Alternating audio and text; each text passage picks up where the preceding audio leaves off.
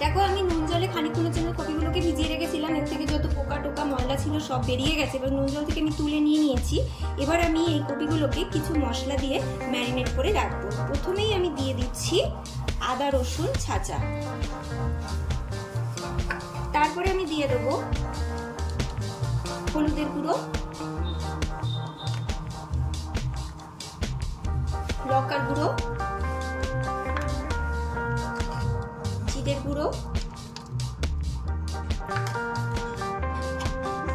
গোলমরিচের গুঁড়ো,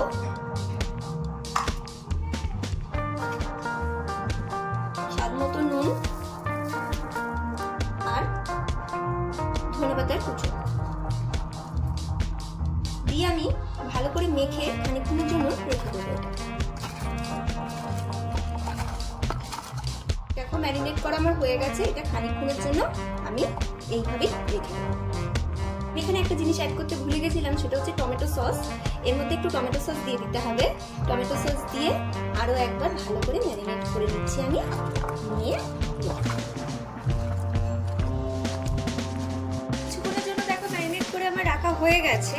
এবার আমি এর মধ্যে দিয়ে দিচ্ছি চালের গুঁড়ি,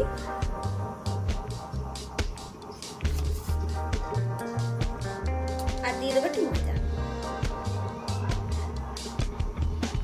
দিয়ে আমি ভালো করে মেখে নেব। ময়দাটা দিলাম এই কারণে, ময়দাটা দিতে ম্যারিনেট করতে কিন্তু বেশ সুবিধা হয়। আমি এখানে একদম সামান্য সামান্য জল অ্যাড করবো, বেশি না, অল্প অল্প জল অ্যাড করবো, করে আমি মেখে নেব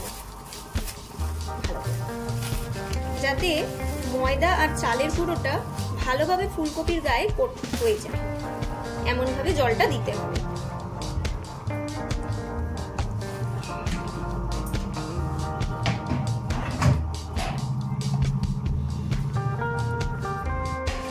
দেখো চালের গুঁড়ো আর ময়দা দিয়ে আমার ভালো করে ম্যারিনেট করা হয়ে গেছে। এবার আমি ভেজে নেব।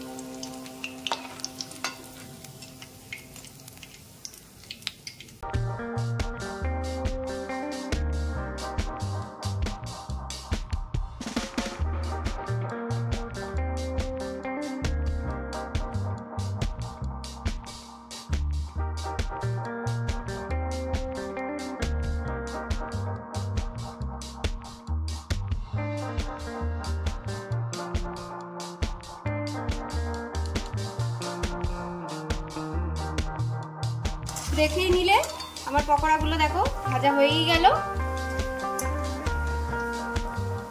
আমাকে অবশ্যই জানাবে ফুলকপি পকোড়া তোমাদের কেমন লেগেছে রেসিপিটা। কমেন্ট করবে আমাকে, অবশ্যই লাইক করবে, শেয়ার করবে, আর অবশ্যই যারা চ্যানেলটাকে এখন পর্যন্ত সাবস্ক্রাইব করোনি অবশ্যই সাবস্ক্রাইব করে নিও। আজকের জন্য